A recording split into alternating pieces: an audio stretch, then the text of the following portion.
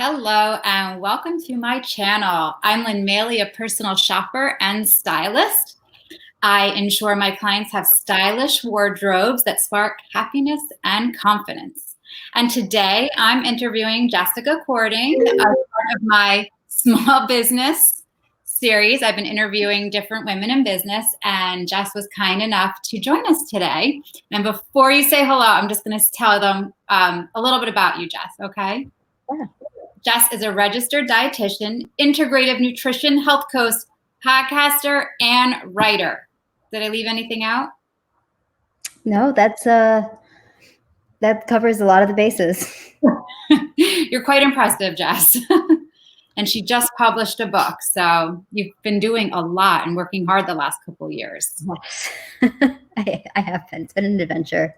Yeah. So we know each other actually through our friend Dana White, who I interviewed my first week. And that's how we originally met, because you guys hosted like a healthy, I don't know if you remember this, but your mom and like a little healthy, I don't know what we called it. And Dana's like, do you want to go? And I was like, sure. So I got to meet your family and participate. And that was a lot of fun. Yeah. Oh, Dana's amazing. I love spending time with her. Like, she's so positive, and I've learned so much from her. She brought us together. So she brings people together, which is nice. So why don't you tell us a little bit about your journey and how you kind of came to be to today, because you've been doing a lot. Yeah, it's so I've been a dietitian now. Gosh, I've been in this space like 10 years, which I don't know how that happened, because I was a career changer.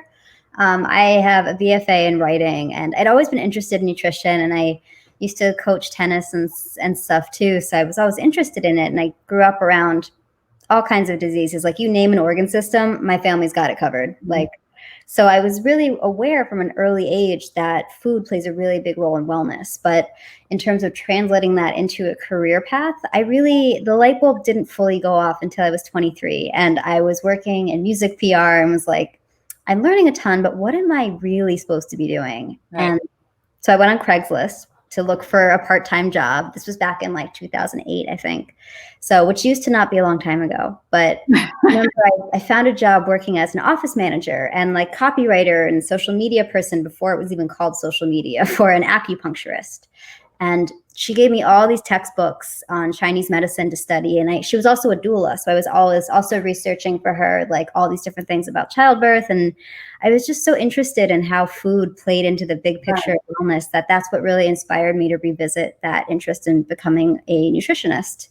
But I wanted to become a dietitian rather than just a health coach at that point, because I really did want that more scientific training. And I also wanted the option to work in a hospital. So it took a while, but I was really glad that I went down that path. That's awesome. And I know you can appreciate this, Jess, because you have cats, but my cat is like 2 inches from the screen, and I'm because she's always does this. She's like, oh, you know how they are. Mine do that all the time. Or if I'm recording a podcast episode, I usually have one cat like right on the desk with me by the mic, just like hanging out, and the other cat is like walking around. Like, yeah. And if I locked her in like the bathroom, she would just cry and like scratch at the door. Oh my God, such an over. You can appreciate. That's so cool. So what was I going to ask you next? So do you want to talk a little bit about like the services that you offer? Totally, yeah. Okay. So I've worn and continue to wear many hats. I started off doing like clinical work, long-term care for a while when I was just out of school. But I knew that I wanted to do something a little bit more geared on preventing illness. Like, I always knew that was something I wanted to do. And I love clinical, I love all that like nitty gritty stuff. And I really enjoyed being part of a care team, but I also really enjoy working for myself. So I never had a stable 9-to-5. I don't know if I ever will. We'll see. But I always had a bunch of things I was doing. And I spent a lot of time in the corporate wellness world. It's interesting. Like, I've also been in private practice since 2013. So I do see private clients virtually, which is awesome, because there's so many electronic medical record platforms out there now to make it easy and secure. Right. It's awesome. But writing was always the thing, though, that was always part of the picture. Like, I knew that was going to be part of my business. So, even though I do private counseling, I do consulting work with a lot of food brands, lifestyle brands, like behind the scenes, whether that's related to food or product development, program development. I do a lot of things like public speaking also, so that's always been a big part of it. But I also do a lot of, writing for different outlets. I've written a lot for outlets like Mind, Body, Green, sometimes Shape. I have a column in Forbes. And, it's interesting. Like when I first started, writing it helped me pay the bills. Now, I don't know if you're a writer making money, you've probably been at it for a really long time, or like bought like 150,000 followers and some, brands are paying you to write stuff. I don't know. But like, every time I saw one of your articles in Shape, I was like, I know her. Yeah. So cool. I was like, oh my gosh, I know this woman. Well, the way I look at it, like the writing part of my work, it's another way to help people. And, because not everybody can afford to work one-on-one with a dietitian. Yeah. And I've done group courses, I do that sometimes as well, but still not everybody has the time or the resources or, and especially during COVID, what was really exciting to me about getting more into writing, podcasting, writing a book was like, there's resources that I can provide for people that are very low cost, if not free, but that can still be helpful. And that was really exciting to me. But in terms of just, the services I offer, I do coaching, I do, content creation, I do consulting, speaking, podcasting. What's the name of your podcast? So my podcast is called Drama-Free Healthy Living. Okay. And it's super fun. It's mostly interview based. So I'm fortunate to interview people from all different areas of the wellness world. It's a really, if I could do that and like that be like my primary job, I think I'd have so much fun with that. It's funny because I've been walking so much since COVID. So I've been listening to I didn't used to be a podcast listener in the last, I'd say 4 months. That's what I do instead of music. I listen to podcasts. It's like my learning time. You know what I mean? Great ones out there. Yeah. So you do a lot. That's awesome. How did your book come about? I'm going to show your book before. I've been showing it a little bit.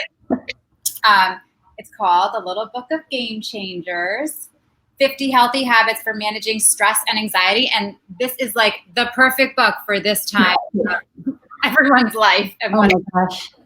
So talk about your book. I'm empathetic about that. Yeah. So, I originally got the idea, I always knew I wanted to write a book, but I was like, I'm just going to wait till I know what I'm going to write about. I had, a lot of pressure to write a cookbook or write a diet book. And, honestly, I feel and the last thing the world needs is another diet book by a petite white lady. I'm sorry. That's not what I'm here to help people with, but I was working in corporate wellness mostly at that time. I was at a TV network and I was working with people who were in a very high stress environment and who had crazy commutes, crazy work hours. And what I was noticing was that, outside the hospital world, most of the people that I worked with, that I helped, with their health and wellness, that the struggle was not so much knowing what to eat, knowing what was healthy, what was not healthy. And by that time, I'd already also gotten my health coaching credentials. So we talked a lot more about other factors beyond food. And I was noticing that the real struggle was staying consistent with healthy habits when life got real. So I was on the subway one night, and it was actually a really difficult time in my life. But my dad was really sick. I was under a lot of stress. My personal life, professional life was in a really weird place. But I was riding the subway thinking back on my work day and just how some of my patients in that corporate wellness office have been like, that breakfast thing was a game changer. This journaling thing was a game changer. And I'm sitting there on the subway just thinking about all these things my clients had said. And I was like, what if we put together a little book of game changers? And it was just, it had that the moment, it had an echo, and I was like, this is important. I'm going to take this somewhere. And I just let it percolate for a little while. But a few weeks later, I was chatting with a girlfriend. We were talking about our goals for the year. And I was like, yeah, I think I'm going to write a book this year. And she said, oh, well, I should introduce you to my agent. And I had no idea she had an agent. I had no idea she was writing a book. Anybody out there looking for a good money related book, The 30-Day Money Cleanse by Ashley Feinstein-Gersley. Good stuff. But she's the person who ended up connecting me with my agent. And it was interesting. It was from there, things just clicked into place. Yeah. It was I just had to get out of the way and show up. It's funny how sometimes like something just comes to you, and like how different things like fall into place to get you to that point, and you're kind of like, aha, that it was kind of always with you, right? And then it just unfolds.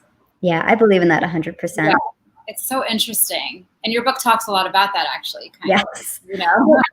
There was a lot of pressure to make this into a diet book. And we had some conversations with some really big publishing houses. And I was like, I know that you guys could probably give me more money and you have a bigger publicity team, but like, this is really important to me. I am not writing a diet book. Like, we need to talk about all this other stuff instead. So I was messaging you last night, but I had read it a little bit throughout the weeks that I got it, but then like I was focusing on it yesterday since we were having our interview. I just felt like I needed to reach out to you and tell you like how much I really loved it. And I hope I'm not as good with words as you, but like, I'm just going to try to formulate. One, I just felt like it was so relatable. Like you could just pick one or two things from each section and implement them and really truly will make a difference. So they're just easy, like attainable, I don't know, just practical things. It's just like sometimes nice to have that reminder or someone just say it. There's so many that just kind of stuck out with me. The other thing is like, I loved, like you put so much of you in it really, like in your personal experiences, like you were so honest about a lot of stuff just throughout your life. And it just felt like people could relate to that, which I really liked. And also there was like so much humor in it. Yeah, that was important. You know what I mean? Like you're funny. Like what you wrote a line where your mom made you go to like the drumming circle when you were 17. What was that line? And you just like got up and walked out. Now I happen to know your mother a little bit. And so like throughout it, you talked a bit about your mom and like how she was you were kind of raised with like all the woo-woo stuff. And I don't know, it just kind of struck a chord with me because my mother was not like your mother, but there were things about her. And when I think back, I didn't realize it, but my mom did a lot of meditating, listening to tapes, like back in the like 40 years ago type thing. And for the headache, she was always implementing like meditative things to try to help me if I were sick. But it only occurred to me like 10 years ago when I started reading and thinking more about meditating that I had actually been doing it as a child because of her. So that kind of struck me and stuck with me as well. But anyway, I'll let you talk about I don't know, anything. I just thought it was so great. Well, thank you first off for reading it. But like, it was really important to me that anybody could pick up this book and find it approachable. Like I intentionally kept the chapters short. Yes. I wanted it to be the kind of thing. Sorry, there's a document printing next to me that I didn't. Okay. I really wanted it to be the kind of thing where you could read it from start to finish, or that you could have it open it to any chapter and just get something out of that one chapter. So I wanted it to serve both functions because sometimes we need different things. And I separated it into mind, body, and spirit sections because, sometimes we need stuff that addresses our physical health. Sometimes it's more about our emotional health or our mindset.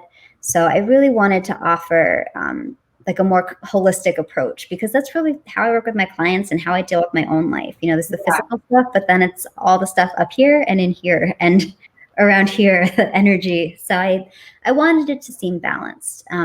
Though I will admit that the last section on the spirit section was probably the most fun for me to write because I feel like... Yeah. And it's probably my favorite part of the book. So many people have shared that with me. Like I could have written the body section in my sleep because that's what I do all day, every day. But I felt like the spirit section was really like me. And there were also interviews in the book with people who are experts in other fields because in real life, I refer out to experts who can address a need that's out of my scope for a client. So we have, someone who's an acupuncturist. We have different CEOs of some different companies talking about the power of intention. We have financial wellness. We have doctors. I wanted it to also have not just me talking at people, but I wanted to bring in other expert voices too, to provide something balanced. Yeah.